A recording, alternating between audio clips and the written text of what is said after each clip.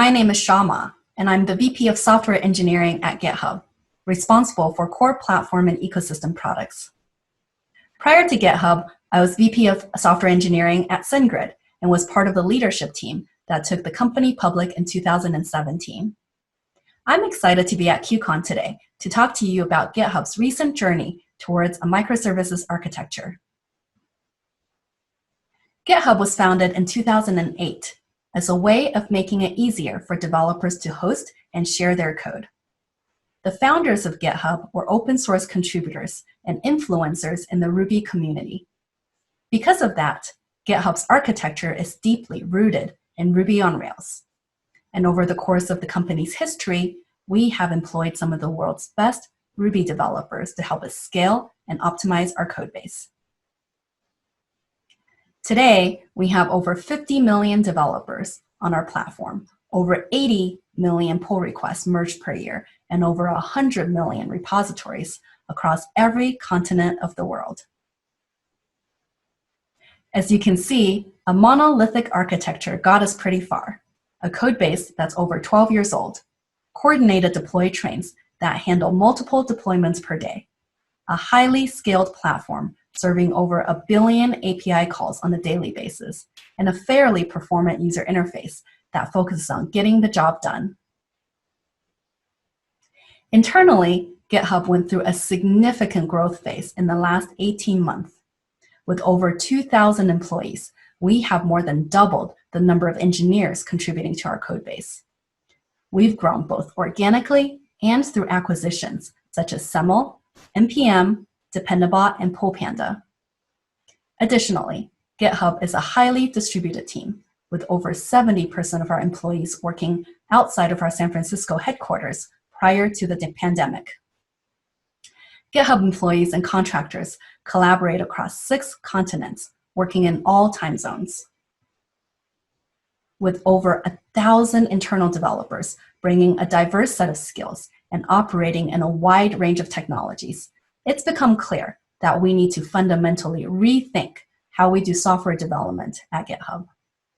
Having everyone learn Ruby before they can be productive, and having everyone doing development in the same monolithic code base is no longer the most efficient and optimal way to scale GitHub. According to Conways Law, which states, any organization that designs a system will produce a design whose structure is a copy of the organization's communication structure. This also applies in reverse. Having a monolithic environment will lead to bigger stakeholder meetings and more complicated decision-making processes because of interwoven logic and shared data that impact all the teams. So this got us thinking, is it finally time to start migrating out of the Ruby on Rails monolith towards a microservices architecture? If so, how should we go about doing it? Both monolithic and microservices architectures have their advantages. In a monolithic environment, it's easier to get up and running faster without having to worry about complex dependencies and pulling in all the right pieces. A new hubber can get GitHub up and running on their local machine within hours. There are some code-level simplicities in a monolith as well. For example, you don't have to add extra logic to deal with timeouts or worry about failing gracefully due to network latency and outages. Additionally, because everyone is working in a shared tech stack and has familiarity with the same code base, it's easier to move people and teams around to work on different features within the monolith and push towards a more global prioritization of features. But because of the way GitHub has grown in the last 18 months, some of the advantages of a microservices environment are starting to look really appealing to us. For example, setting up feature teams with system-level ownerships and having functional boundaries through clearly defined API contracts. The teams have a lot of freedom to choose the tech stack that makes the most sense for them, as long as the API contracts are followed. Smaller services also mean easier to read code, quicker ramp-up time, and easier troubleshooting within that code base. A developer no longer has to understand all the inner workings of a large monolithic code base in order to be productive. Most importantly, services can now be scaled separately based on their individual needs. Before we jumped into this transition at GitHub, we spent some time thinking about the why behind our decision and our goals for making this change. It's a huge shift for us from a cultural perspective and requires a lot of work. So we need to be intentional and think about what problems and pain points we're actually trying to solve. At GitHub, we're doing this so we can enable over half of our developer base who joined us in the last 18 months to be productive outside of the monolith. The goal for us is enablement and not replacement. And because of that, we need to accept the fact that at GitHub, for the foreseeable future, it will be a hybrid monolith microservices environment, which means it's still very important for us to maintain and improve the existing code base inside the monolith. A good example of this is our recent upgrade to Ruby 2.7. You can read more about what we did and how it made our overall systems better on the GitHub blog. Good architecture starts with modularity. The first step towards breaking up a monolith is to think about the separation of code and data based on feature functionalities. This can be done within the monolith before physically separating them in a microservices environment. And it is generally a good architectural practice to make the code base more manageable. Start with the data and pay close attention to how they are being accessed. Make sure each service owns and controls access to its own data, and that data access only happens through clearly defined API contracts. I've seen a lot of cases where people start off by pulling out the code logic, but still rely on calls into a shared database inside the monolith. This often leads to a distributed monolith scenario where it ends up being the worst of both worlds, having to manage the complexities of microservices without any of the benefits. Benefits such as being able to quickly and independently deploy a subset of features into production. Getting data separation right is a cornerstone in migrating from a monolithic architecture to microservices. Let's take a closer look at how we approach this at GitHub. First, we identified the functional boundaries within existing database schemas and grouped the actual database tables along these boundaries. For example, we grouped everything related to repositories together, everything related to users together, and everything related to projects together. These resulting functional groups are referred to as schema domains and are captured in a YAML definitions file. This is now our source of truth, and it is expected to be updated whenever tables are added or removed from our database schemas. We use a linter test to help remind developers to keep this file updated as they make those changes. Next, we identified a partition key for each schema domain. This is a shared field that links all the information together for a functional group.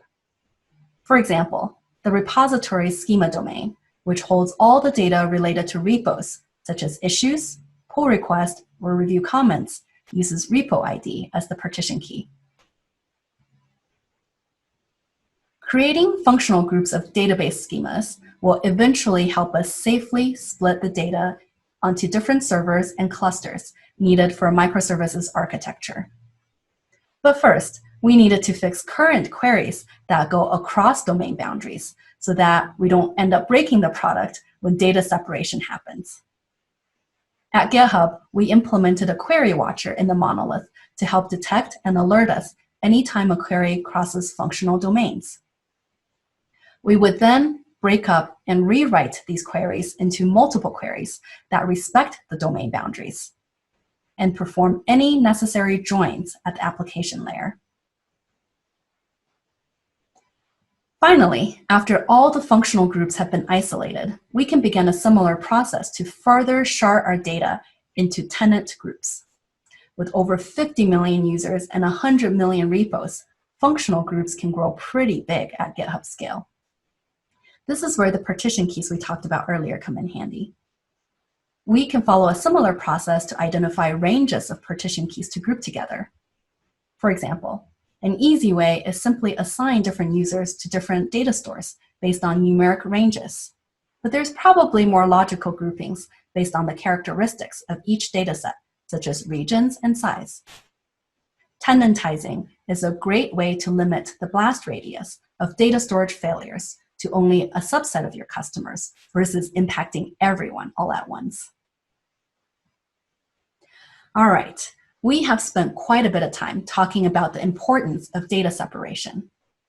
Now, let's switch gears and talk about how to lay the groundwork for extracting services out of the monolith. It's important to keep in mind that dependency direction should always go from inside of the monolith to outside of the monolith, and not the other way around. So we don't end up in that distributed monolith situation like we talked about earlier.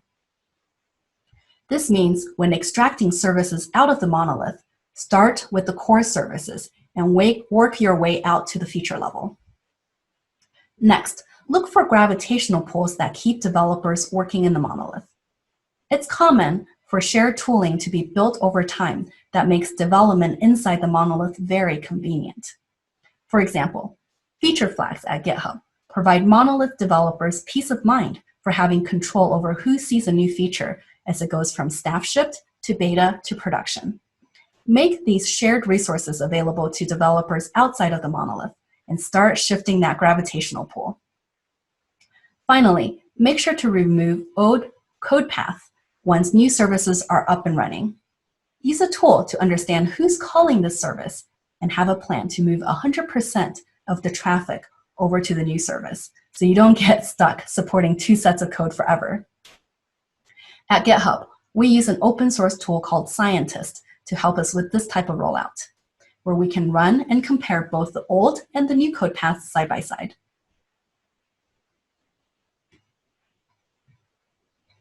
The core services that we decided to extract first at GitHub are authentication and authorization. Authentication is pretty complex because everything needs it, and there's a ton of shared logic between the website and Git operations. This means that if github.com is down, then access to Git systems is also down, and Git operations like pull and push will no longer work, even through a command line interface. This is why it's so important for some of these fundamental pieces to be extracted, to allow primary functions to still happen without having to be tied into the monolith. Authorization for us was much more straightforward and has already been rewritten as a Go service outside of the monolith. The current Rails app, aka our monolith, communicates to it using Torp, which is a gRPC-like service-to-service communications framework, thus meeting the inside to outside dependency direction we talked about in the last slide. Monitoring, CI/CD, and containerization are not new concepts, but making the necessary operational changes to support the transformation from monolith to microservices can yield significant time savings and help expedite the transition towards microservices. Keep the main characteristics of microservices in mind when you make these workflow changes. Operationally supporting numerous, small, independently running services with diverse tech stacks is very different from running a single, highly customized pipeline for a large monolith. Update monitoring from functional call metrics to network metrics and contract interfaces. Push towards a more automated and reliable CI/CD pipeline that can be shared across services. Use containerization to support a variety of languages and tech stacks, and create workflow templates to enable reusability. For example, at GitHub, we created a self-service runtime platform to deliver microservices in a box. The goal is to drastically reduce each team's operational overhead for creating microservices. It comes with Kubernetes-ready templates, free ingress setup for load balancing, automatic piping of logs into Splunk, and integration into our internal deployment process, thus making it easier for any team that wants to experiment with or set up a new microservice to get started. So far, we've covered a lot of ground on the structural changes and shared foundations needed for a successful transition from a monolith to a microservices architecture. From this point on, any new feature should be created as a microservice outside of the monolith. Next, look for a few simple, minor features to move out of the monolith. For example, features that don't have a lot of complicated dependencies and shared logic. At GitHub, we started with webhook deliveries and syntax highlighting. Use this as an opportunity to look for common patterns and identify gaps before moving on to bigger and hairier functionalities in the monolith. Use product and business values to help determine the right size of microservices. Look for code and data that are often changed and deployed together to determine features or functionalities that are more tightly coupled.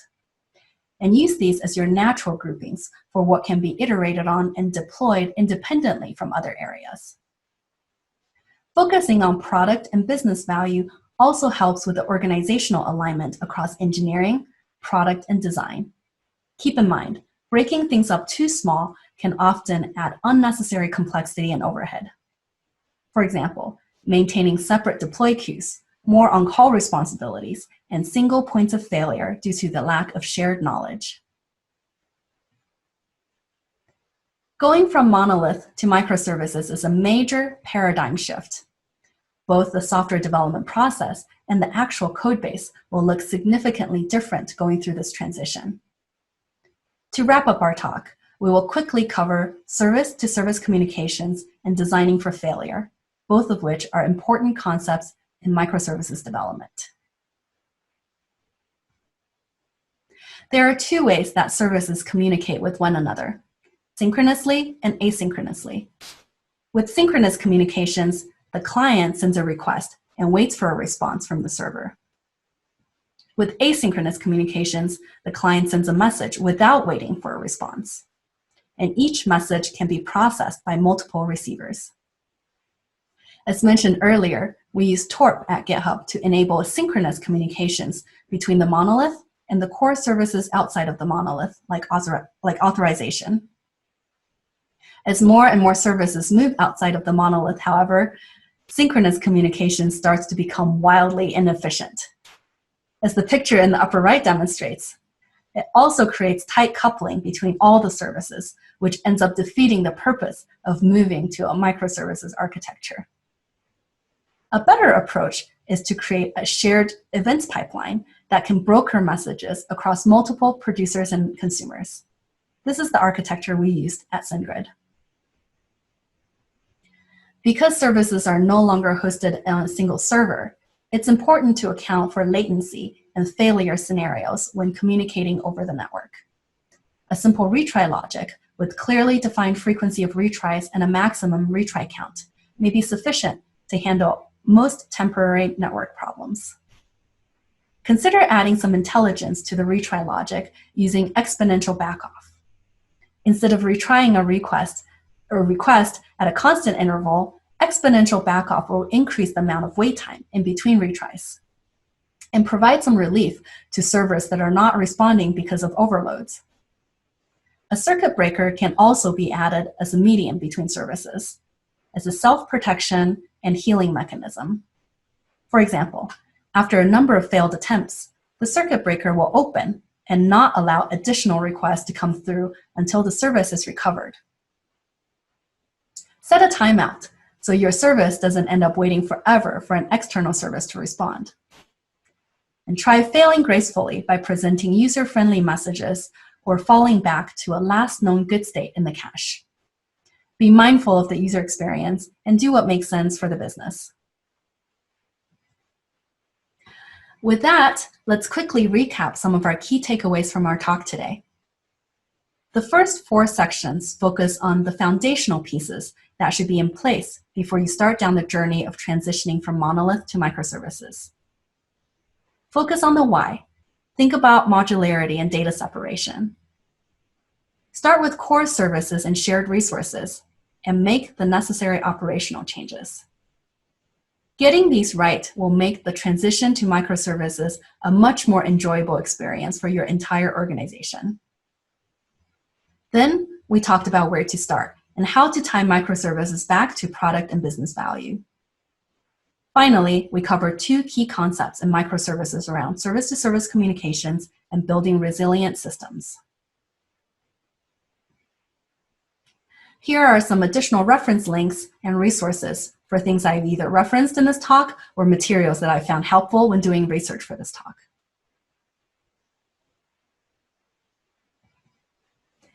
Thank you so much for attending this session. I hope you found the content helpful. I want to also thank the QCon organizers and the track leaders for all their efforts in running this event virtually and for inviting me to join the operating microservices track. I will happily take any questions from the audience for the remainder of this session.